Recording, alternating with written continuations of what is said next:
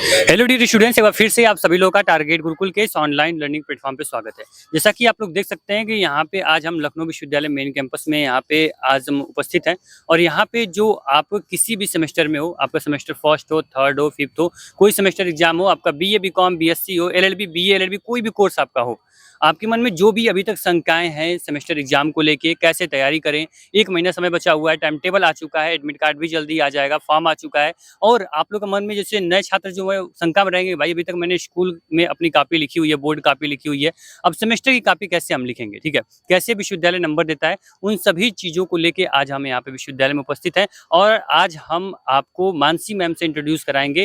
Ma'am जो कि आप लोग के जो भी 1 to 1 डाउट होंगे, जो अभी आपके क्वेश्चन होंगे, उसके सारे जवाब देंगे। तो हमारे साथ यहाँ मानसी मैम आ चुकी हैं जो कि 1 to 1 जो आपके क्वेश्चन होंगे, जो आपके सवाल होंगे, उसके जवाब यहाँ पे देंगी। तो मैम एक बार अपने बारे में बताइए कि आपकी क्वालिफिकेशंस क्या है, आप कहाँ से लखनऊ विश्वविद्यालय से आपका क्या रिलेशन रहा है, आप लखनऊ विश्वविद्यालय के बारे में कुछ बताएंगे, कहाँ से आपने एमकॉम किया, कहाँ से बीकॉम किया, क्या क्वालिफिकेशंस आपकी है।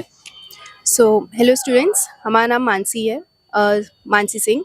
और हमने बीकॉम जो किया था वो किया था एफिलिएटेड कॉलेज से, लखनऊ यूनिवर्सिटी के नेशनल पोस्ट ग्रेजुएट कॉलेज से। उसके बाद मास्टर्स हमने एमकॉम जो है वो यहाँ से किया है यूनिवर्सिटी से, and may be in future PhD के लिए भी हम यूनिवर्सिटी में ही एनरोल हों, मे बी, लेट्स होप। बिल्कुल, यहाँ पे आपने देखा कि मैम जो है लखनऊ विश्वविद्यालय से काफ़ी 4 से 5 साल का इनका एक्सपीरियंस अनुभव है और आगे भी इनका अनुभव रहने वाला है, ठीक है। तो यहाँ पे मैं आपको बताऊंगा कि जो भी यहाँ पे मैम से जो भी आपके सवाल होंगे मैं पूछूंगा आपकी साइड से, ठीक है, जो भी अपने कमेंट करके या फिर आप लोगों ने व्हाट्सएप पे, इंस्टाग्राम पे जो मैसेज भेजा हुआ है उसका जवाब मैम 1 to 1 देंगी, क्योंकि जो इनका एक्सपीरियंस है विश्वविद्यालय को लेके, इन्होंने भी यहाँ पे अपना पढ़ाई कंप्लीट की, अच्छे मार्क्स के साथ इन्होंने अपना सेमेस्टर क्लियर किया है, इन्होंने पीजी आज कंप्लीट किया है। तो 1 to 1 आपके जो सवाल हैं वो हम लेते हैं। तो मैम अभी सब बच्चों का सबसे बड़ा जो क्वेश्चन है आज की डेट में कि जो मान लीजिए नए स्टूडेंट हैं उनके भी हैं, पुराने जो छात्र हैं वो भी अभी कंफ्यूजन रहते हैं कि सेमेस्टर एग्जाम में कितना नंबर अगर मिनिमम हमारा रहता है, कितने, मान लीजिए 75 नंबर का यहाँ पे थ्योरी होने वाला है, ठीक है, तो मिनिमम कितने नंबर ये प्रैक्टिकल में, कितने नंबर थ्योरी में लाते हैं तो ये पास हो जाते हैं सेमेस्टर एग्जाम में। सर, होता क्या है कि पहले यूनिवर्सिटी का मार्किंग क्राइटेरिया डिफरेंट था। जो नई स्कीम आई है, जो नया क्राइटेरिया आया है, उसके अकॉर्डिंग आपका कोई मिनिमम नंबर नहीं है कि इंटरनल में आपका इतना आना चाहिए और एक्सटर्नल में इतना आना चाहिए। मेन बात ये है कि आउट ऑफ 100 आपका 33 होना चाहिए, जिसमें इंटरनल एक्सटर्नल मिला के अगर आपके 33 मार्क्स हैं आपको पास माना जाता है। But that is the minimum number. पहले जो चीज़ थी कि इंटरनल का एक डिफरेंट क्राइटेरिया था, एक्सटर्नल का एक डिफरेंट था, उस चीज़ को यूनिवर्सिटी में हटा दिया गया last year. And since last year the main criteria is out of 100 आपको 33 मार्क्स स्कोर करने हैं, जिसमें आपका इंटरनल एक्सटर्नल इंक्लूडेड होगा। तो कोई स्टूडेंट अगर इंटरनल और एक्सटर्नल दोनों मिला के 33 ले आ रहा है 100 में से, तो उसे पास माना जाता है। बिल्कुल, यहाँ मैम ने जो बताया कि जो 33 नंबर आपको लाने हैं, आपको थ्योरी और जो आपका यहाँ पे प्रैक्टिकल है दोनों को मिला के आपका 33 नंबर रहेगा, आप यहाँ पे पास माने जाओगे सेमेस्टर एग्जाम में, ठीक है। ये क्वेश्चन क्लियर हो गया। अगर ये आपके सवाल था और जवाब एकदम आपको मिल चुका है, आप लोग सर्टिफाइड हो इस आंसर से, तो कमेंट बॉक्स में आप जरूर बताना। अब चलते हैं सेकंड जो हमारा क्वेश्चन है उसको ले चलते हैं। तो मैम अभी बच्चों में ये भी यहाँ पे डाउट है, मान लीजिए खास करके जो नए बच्चे जो कभी सेमेस्टर एग्जाम दिए नहीं है विश्वविद्यालय में, पहली बार इनका फर्स्ट सेमेस्टर है, तो उनके मन में डाउट है कि जो यहाँ के जो प्रोफेसर होते हैं, जो टीचर होते हैं, काफ़ी तो वही चेक करते हैं। तो आपका काफ़ी एक्सपीरियंस है यहाँ पे, आपने 4-5 साल विश्वविद्यालय से आप यहाँ से मतलब सारी चीज़ें देख रहे हो, तो कैसे कॉपी लिखते हैं जिससे कि प्रोफेसर की नज़र में मतलब कॉपी काफ़ी अट्रैक्टिव दिखती है, अच्छा दिखती, सुंदर दिखे और उसको नंबर जो होता है वो जितना अगर स्टूडेंट लिख रहा है उसको उतना नंबर उसमें प्रोफेसर दे। सर, होता क्या है कि आपका जो एग्ज़ाम होता है, एग्ज़ाम में 25 मार्क्स आपके इंटरनल के रहते हैं, 75 मार्क्स आपके एक्सटर्नल के रहते हैं। एग्ज़ाम की कॉपी में ये होता है कि आपको 5 क्वेश्चंस अटेम्प्ट करने हैं, 15 मार्क्स का एक एक क्वेश्चन रहता है। उन 15 मार्क्स में आप एक क्वेश्चन का आंसर कैसे देंगे? तो स्टूडेंट, सबसे मेन बात आती है आपका कंटेंट एंड आपका प्रेजेंटेशन। एक गलती जो स्टूडेंट्स यहाँ के एग्ज़ाम में करते हैं, वो एक क्राइटेरिया बन गया, एक नॉर्मल सी बात बन गई है कि यूनिवर्सिटी में आ रहे हैं तो आपको पन्ने भरने हैं। ये सबसे बड़ी गलती है जो एक स्टूडेंट करता है। हाँ, ऐसा कई स्टूडेंट को हम सुनते हुए देखे हैं कि वो बोलते हैं ऐसा। जी, स्टूडेंट्स के बीच में ये है कि यूनिवर्सिटी में आ रहे हो, कुछ भी कंटेंट इज़ नॉट इम्पॉर्टेंट, पन्ने भरने चाहिए। ये बहुत बड़ी गलती है जो स्टूडेंट्स करते हैं, यहीं पे उनके मार्क्स कम होते हैं इन सेमेस्टर एग्जाम। फिर बच्चा ये सोचता है कि हमने तो कॉपियाँ भरी थी, फिर क्यों हमारे नंबर नहीं है। तो स्टूडेंट्स, होता क्या है, जब प्रोफेसर्स आपकी कॉपीज चेक करते हैं, सबसे पहले वो आपका कंटेंट देखेंगे कि आपने क्या लिखा है। यूनिवर्सिटी में बिना कंटेंट देखे आपको मार्क्स नहीं मिलने वाले। नेक्स्ट थिंग जो देखी जाती है वो होता है प्रेजेंटेशन, आप अपने आंसर का कैसे प्रेजेंटेशन कर रहे हैं। अगर आपने कॉपी लिख दी है जिसमें आपने 10 पन्ने भर दिए हैं, आपका कोई प्रेजेंटेशन नहीं है, टीचर्स वहीं पे आपके मार्क्स कट कर देते हैं। आपको कंटेंट देना है, आपको प्रेजेंटेशन अच्छा करना है, उसके साथ देयर इज एक नंबर ऑफ पेजेस हैं सर। 15 मार्क के क्वेश्चन के लिए 5 to 6 pages is the criteria. It is an unset criteria. Teachers 5 से 6 पन्ने से ज़्यादा आंसर्स नहीं चाहते, बिकॉज अगर आपने स्टार्टिंग में 10-10 पन्ने के आंसर लिख दिए, आप कहीं ना कहीं टाइम कॉम्प्रोमाइज़ कर रहे हैं अपने आगे के क्वेश्चंस का।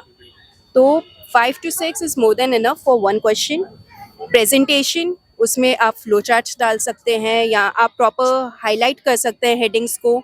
आप कैरेक्टराइजेशन दे सकते हैं। जैसे कि आपने अगर डेफिनेशन दिया, ऑथर डेफिनेशन में 2 मार्क्स होता है, फ्लो चार्ट डालने का 2 मार्क्स होता है, नीट हैंडराइटिंग का आपको प्रेजेंटेशन पे मार्क्स मिलता है, हाईलाइट करने में स्केच पेन्स यूज़ की जा सकती हैं, different colours of pens use की जा सकती हैं, and number of pages 5 to 6 for 15 marks is more than enough.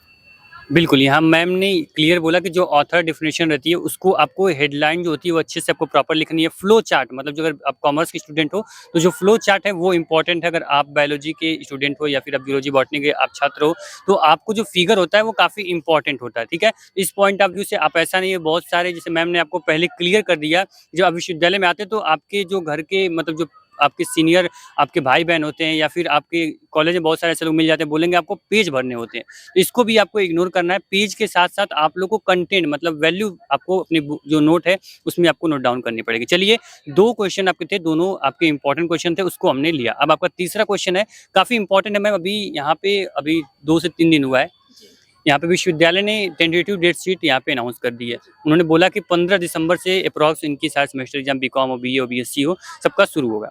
तो जो टेंटेटिव डेट शीट है, क्या इसी डेट पे इनका एग्जाम होगा या फिर अभी कोई दूसरी टाइम टेबल या फिर शेड्यूल आएगा? सर देखिए, होता क्या है कि यूनिवर्सिटी जब आपको टेंटेटिव डेट शीट देती है तो आपके जो एग्ज़ाम्स हैं उसी डेट शीट के आसपास होते हैं, एंड मोस्ट प्रोबेबली उन्हीं डेट्स पे होते हैं जो टेंटेटिव डेट शीट में आपको स्टूडेंट्स बताया गया है। तो अगर यहाँ पे 15 दिसंबर दिया गया है तो 4 दिन आगे या पीछे आप उस डेट से ले सकते हैं। So for safer side it would be better कि आप ये मान लीजिए कि 10 दिसंबर से आपके एग्ज़ाम्स हो सकते हैं।